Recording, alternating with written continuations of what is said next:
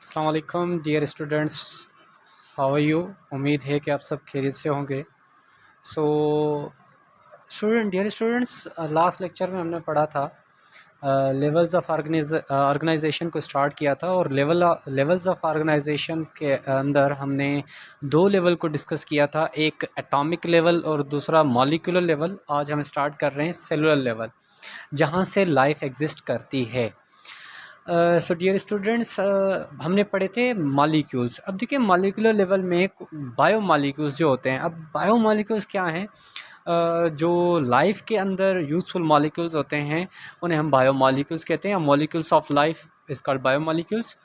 जैसे कि water, carbohydrate, lipids, ये सारे बायो मॉलिक्यूल्स हैं। हम ब्रांचेस के अंदर बायो केमिस्ट्री की, मॉलिक्यूलर बायोलॉजी के अंदर मैंने आपको बताया था।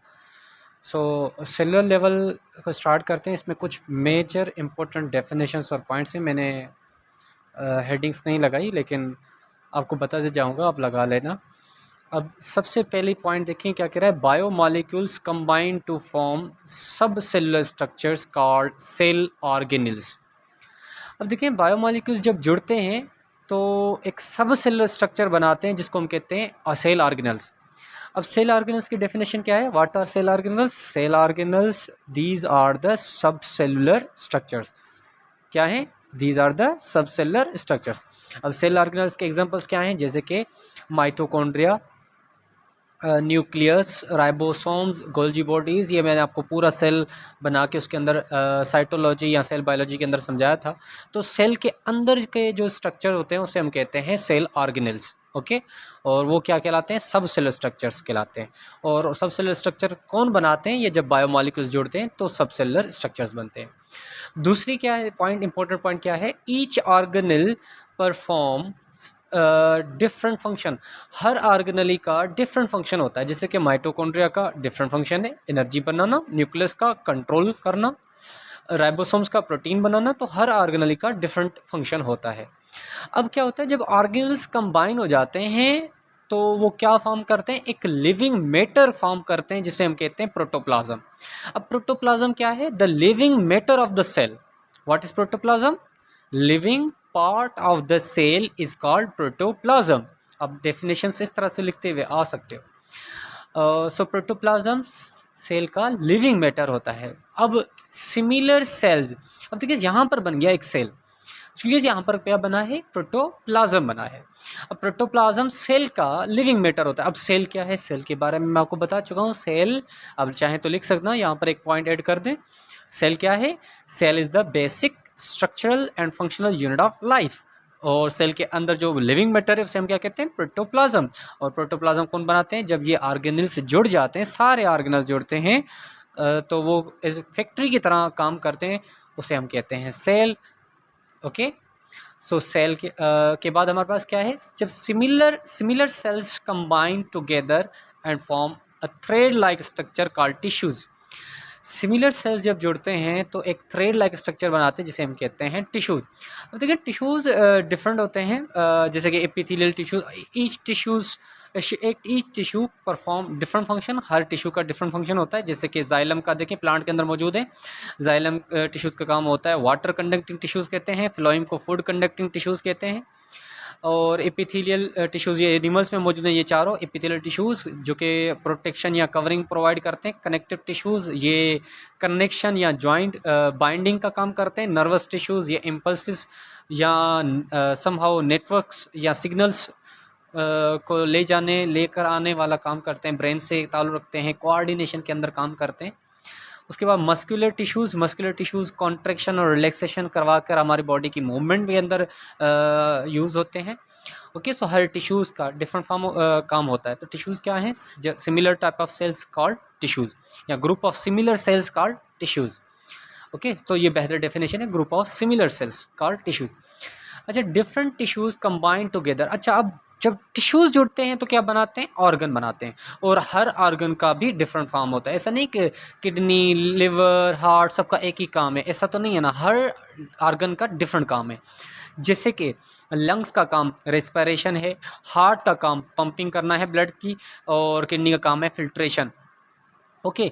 सो डिफरेंट काम है, डिफरेंट ऑर्गन्स के डिफरेंट काम होते हैं। उसके बाद different organs combine and work in coordination. जब डिफरेंट ऑर्गन्स जुड़ जाते हैं और एक ही कोऑर्डिनेशन में काम करते हैं, मिलजुल कर काम करते हैं, तो उसे हम एक सिस्टम बना, एक निज़ाम कहते हैं, जिसे हम कहते हैं ऑर्गन सिस्टम।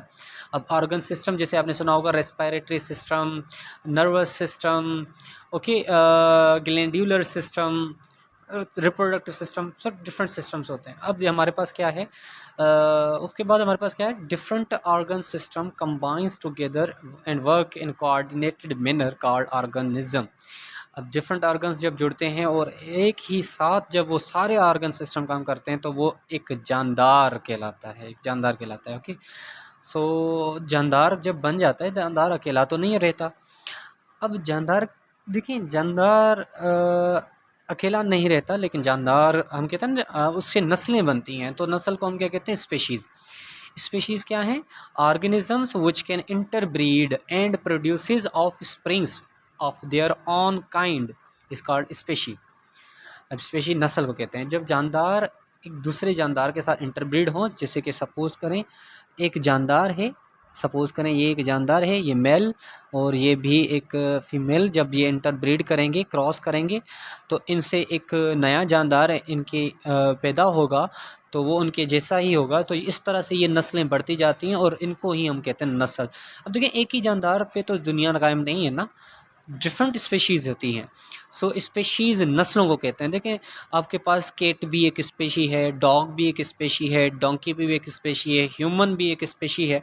तो ये सारी स्पेशीज़ होती हैं, क्योंकि केट से केट का बच्चा पैदा होगा, डॉग से डॉग, ह्यूमन से ह्यूमन का बच्चा पैदा होगा, तो उसको हम कहते हैं नस्लें या स्पेशीज़ कहते हैं।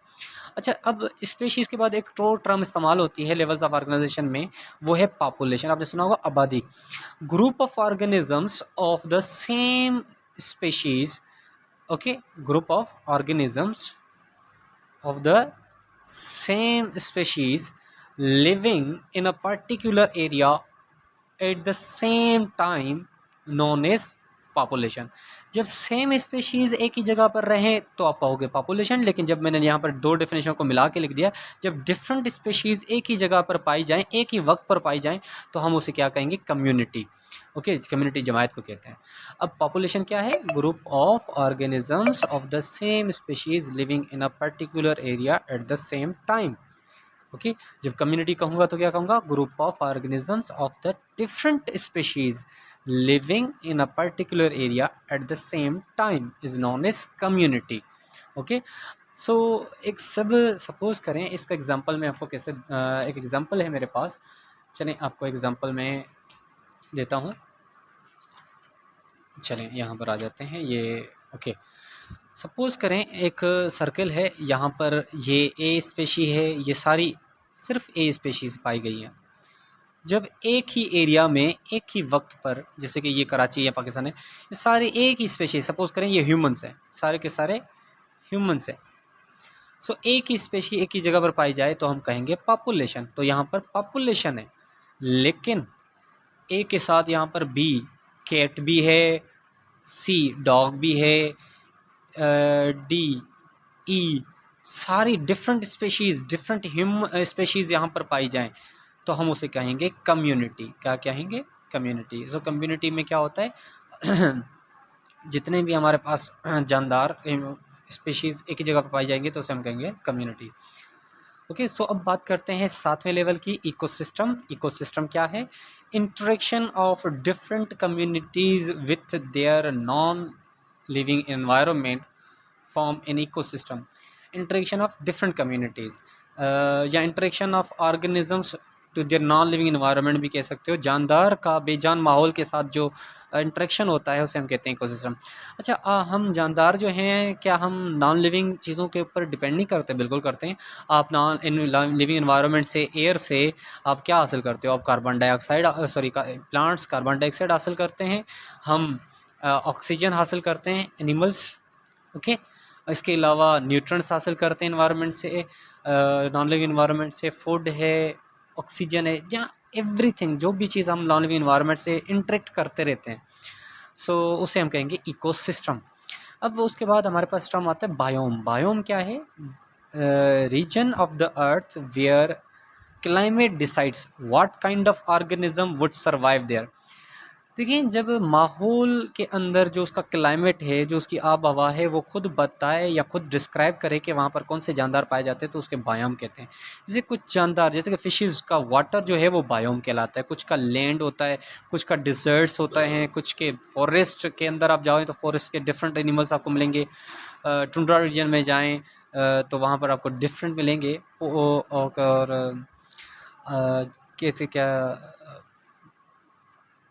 जैसे कि पोल बियर जो होता है, जैसे कि आइसी एरिया में, कोल्ड एरिया में जो पाए जाते हैं, पोलर एरियाज़ में जो होते हैं उनका डिफरेंट इन्वायरमेंट होता है, तो वहाँ पर डिफरेंट जानदार पाए जाते हैं। ओके, हर जानदार का माहौल बताता है कि वहाँ पर कौन सा जानदार पाया जाएगा। डिज़र्ट के जानदार, डिज़र्ट का माहौल खुद बताएगा कि वहाँ पर कौन से जानदार होंगे। पानी को देखकर आपको पता चलता है यहाँ पर पानी की स्पेशीज़ रहेंगी।